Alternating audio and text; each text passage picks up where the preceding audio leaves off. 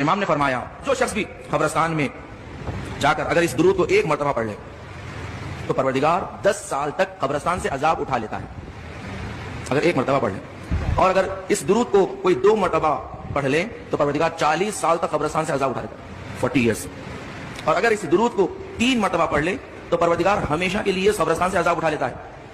اور اگر کوئی اولاد اپنی ماں باپ کی قبر پر جا کر اس درود کو پڑھے تو پروردگار اولاد کو یعنی ماں باپ کا حق ادا کرنے کا ثواب عطا کرتا ہے، یعنی جیسے اولاد نے ماں باپ کا حق ادا کر دیا ہے. یعنی اگر اولاد آپ کے والدین ہو، اگر یہ درود جا کر پڑھ لیں قبر پر، وہ ماں باپ معاف کر دیں گے اسے. اس قدر اس درود کی طاقت ہے، اس درود میں اتنی قدرت ہے. اور امام نے اس مختصر سا درود تعلیم فرمایا کہ وہ درود ایسے ہیں.